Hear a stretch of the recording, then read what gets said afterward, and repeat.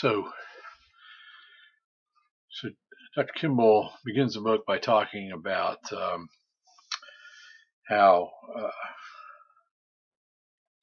especially the last half of the last century, the view of Islam as a violent and menacing, non-peaceful religion. He states in the book, and I quote, "People fanning the flames of Islamophobia, whether in the national spotlight or operating in innumerable local settings, are willfully uninformed or disingenuous or both." He then goes on to state how much we need a new paradigm, a new understanding of Islam as a religion and Muslims as people. In the first chapter, he goes on to talk about a lot of the political and other events of the latter half of the 20th century and how that's formed our view. Talking about the Iranian Revolution's 1979, the 444-day Iranian hostage crisis. Dr. Kimball actually was working in that area of the world at the time, and actually was part of a peacemaking group that met with Ayatollah Khomeini during the crisis to try to resolve it. He also talks about the politics in Afghanistan and how the United States backed certain factions during their war with the Soviet Union, and then how those same people turned into our enemies after 9/11. He talks about the 24-hour news cycle and the role of the media has played over the last 25 years in our American attitudes towards Islam.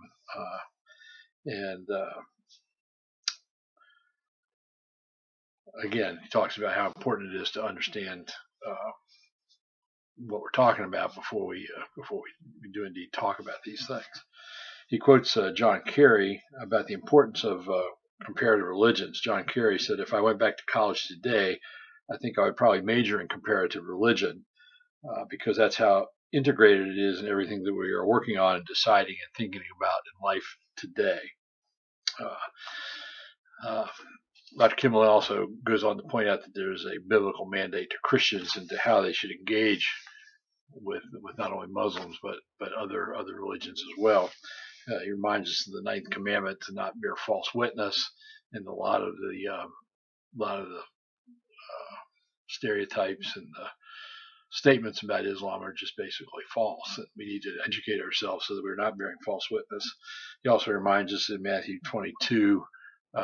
Jesus told us that the greatest commandment is to love your neighbor, love God and love your neighbor, and more and more Muslims are our neighbors on a local scale, but certainly on an international scale. And then he reminds us what Paul says in Romans 12, "Live in harmony with one another, do not be haughty, but associate with the lowly. Do not claim to be wiser than you are. Do not repay anyone evil for evil, but take thought for what is noble in the sight of all. It is possible, so far as it depends on you, live peaceably with all." So we have in our Bible multiple areas telling us that we need to get along. First step towards that is understanding our neighbors. And so in the second chapter, he begins to educate us a little bit about Islam, and it goes through some of the grammar and the language. But basically, the definition of Islam is it's a religion of those who submit to the will of God. And it's thought to be a religion of peace by those that practice its most pure form. A Muslim is defined as one who seeks the will of God. There's a connection in both of these definitions to the concept of peace, getting along and living peacefully with your neighbors.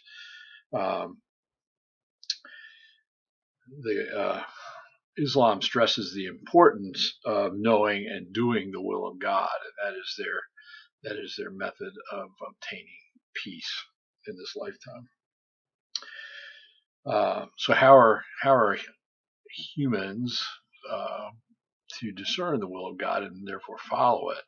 And that's where Islam has what they call the 5 pillars of Islam, or the 5 ways that are a framework or a structure to answer the question, how are we to discern the will of God? So the first pillar of Islam is their confession of faith. And their confession of faith is there's but one God, and Allah is His name. It's important to understand that Islam is a monotheistic religion, much the same as Judaism and Christianity. Um, they are monotheistic. They believe there is one God.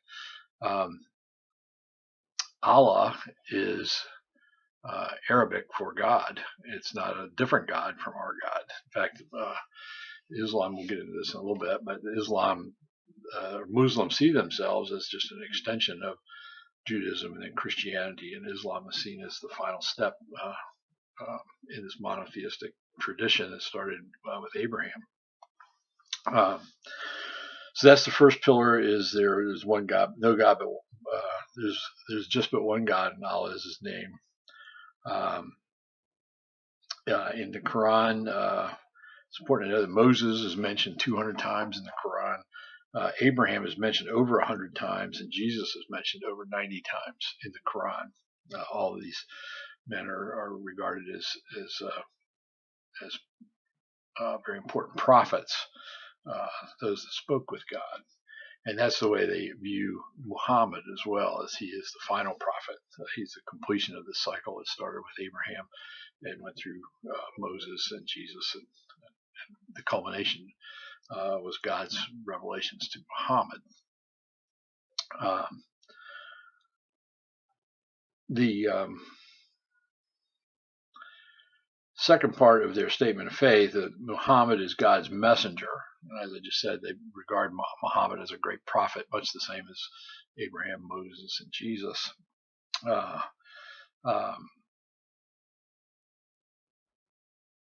We don't have to guess what God wants us to do. That God has revealed what He wants us to do through these prophets, not just Muhammad, but also, again, going all the way back to Abraham and Moses and Jesus. The second pillar of Islam is the 5 daily prayers, which is known as Salat, S-A-L-A-T. These daily prayers, and I think that's most people have a concept of Muslims doing their daily prayers on their knees and facing Mecca. But the purpose of these prayers is to really to center their focus back on God's will. It's a reminder, if you will, that they are to be focused on discerning God's will and following it. The 5 daily prayers at specific times are designed to do that, basically to orient your life around prayer and God's will.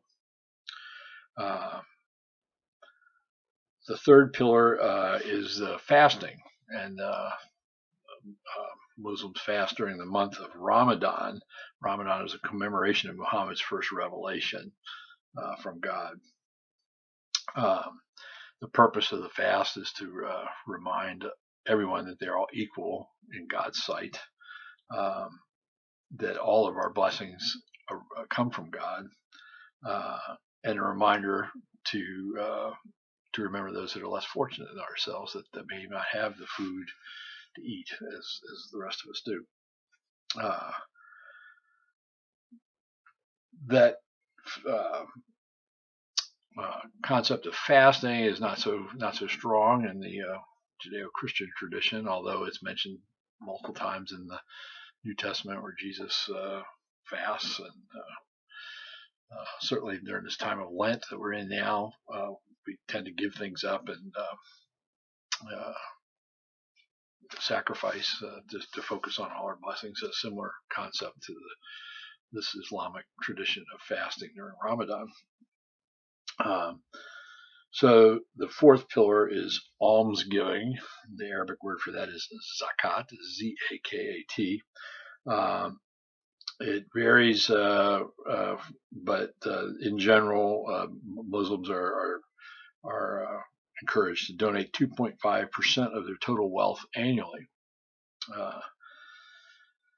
Qualified recipients are the poor, needy, those whose job it is to collect the zakat, recent converts, people for whom these resources allow them to become free of slavery, people who have insurmountable debt, those fighting for a righteous cause, and travelers who need assistance to reach their destination.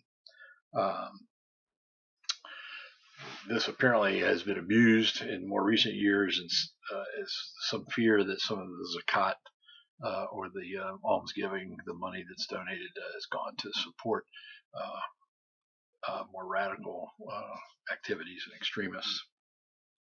The fifth pillar is the pilgrimage to Mecca, which is known as the Hajj, H-A-J-J.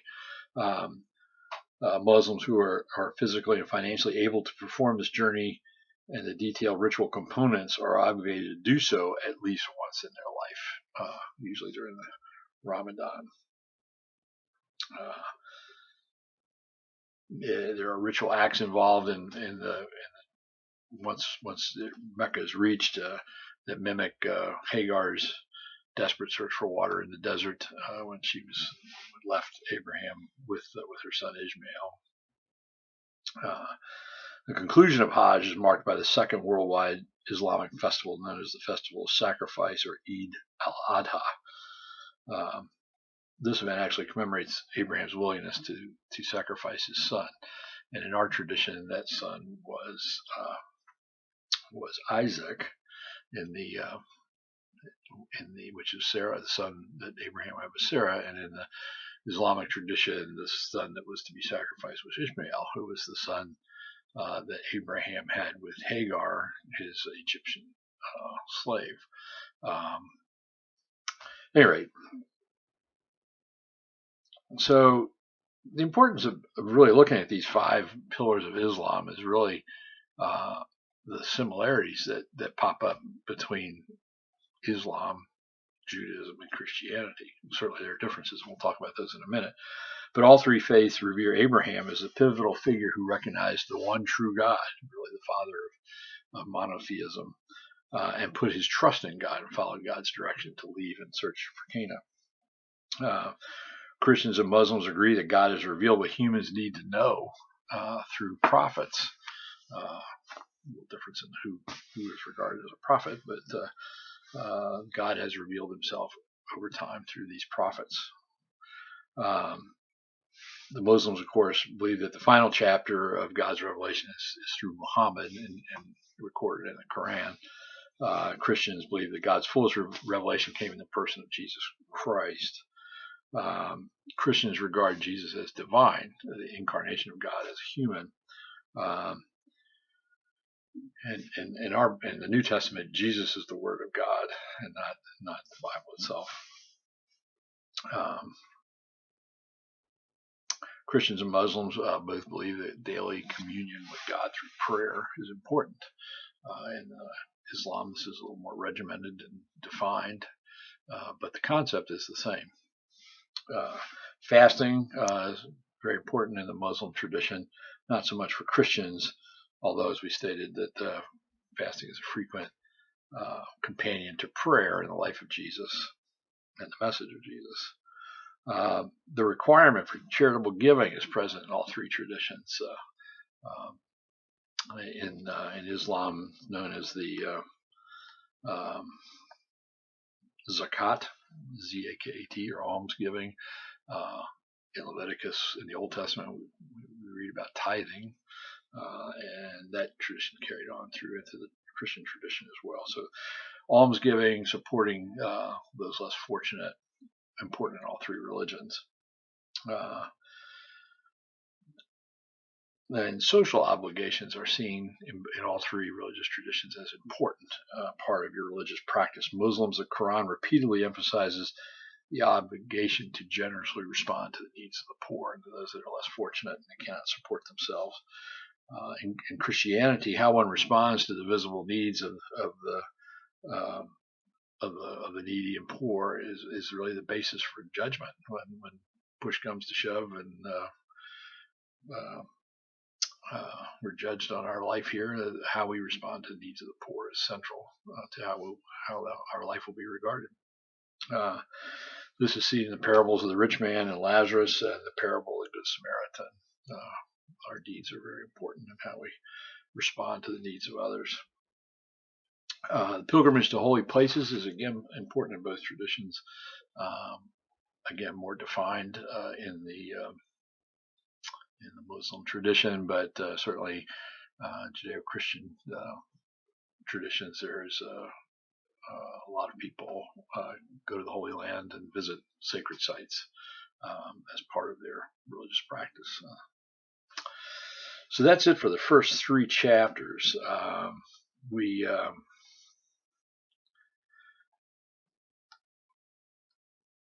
then follow that up with how we got to where we are today in terms of our attitudes towards Islam as a religion and Muslims as people. And again, the concept that Islam is a menacing religion, is a violent religion, is not a religion of peace. It's menacing to Christians in particular. Is something it's really ingrained, and you can't hardly turn the television on without hearing some of that rhetoric. You also will hear people, Christians and Muslims, have been fighting over this for thousands of years, and that's just false. Muhammad wasn't born until late 600s, and I'm sorry, the late 500s and the early 600s. Received his first revelation from God. So, in the scheme of things, Islam is relatively new compared to Judaism for sure, and Christianity. So how did we get to this point where the stereotypes of these menacing, violent people? How did we get there? How did we get to that opinion and stereotype, which has been reinforced by the radical fringes of Islam over the last 40 to 50 years? So certainly we can all agree on that.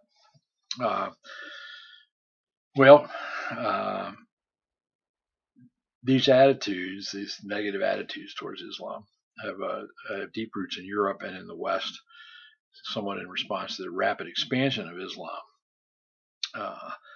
Some simplistic views of how the Crusades came about, long history of anti-Muslim literature in Europe in the Middle Ages and up until the age of the Enlightenment. And again, this fear and confusion has been intensified over the last 50 years, magnified by the radical acts of extremists. And it has evolved into an us versus them worldview, which shouldn't be, really. So it's important to look at the interfaith relationships. How did Islam and the Judeo-Christian traditions reach this point? So it's important really to start with Muhammad. Muhammad was born in 570. He was born in Mecca. He grew up in an Arabian Peninsula, which at the time was a very religiously diverse area with many different tribes and sects of different religions based on where you were from in the Arabian Peninsula. He encountered Jews and Christians on a daily basis. They shared the Arabian Peninsula with Jews and with Christians at the time.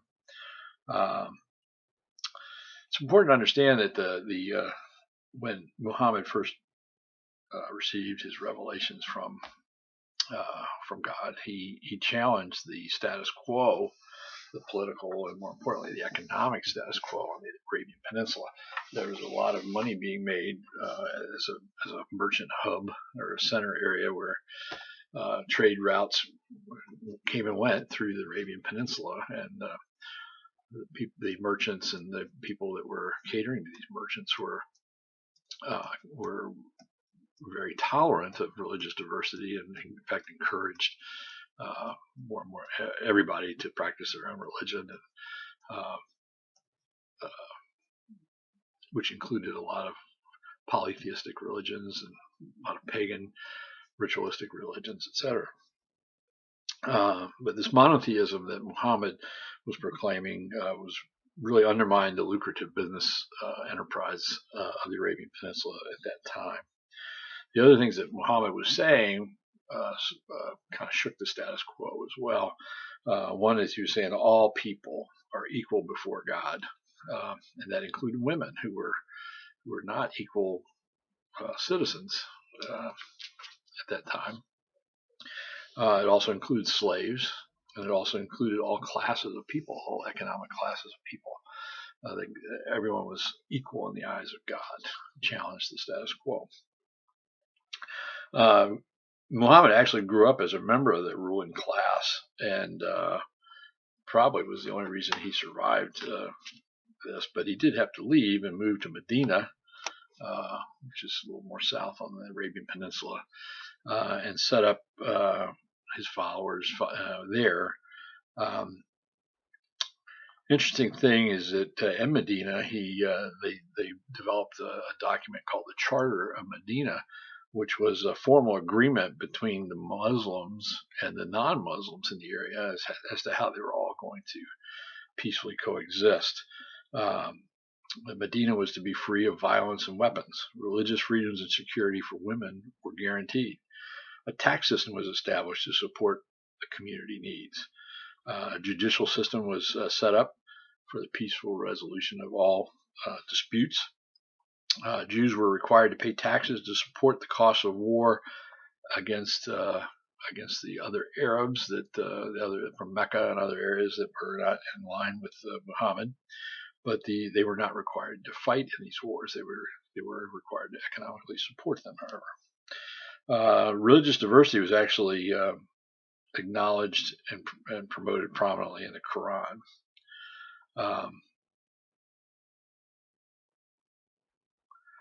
The foundational principles with this Charter of Medina clearly established on the leadership of Muhammad that Jews and Christians living under Islamic rule have rights, should be protected unless they are guilty of joining forces with the enemies who are attacking Islam and Muslims.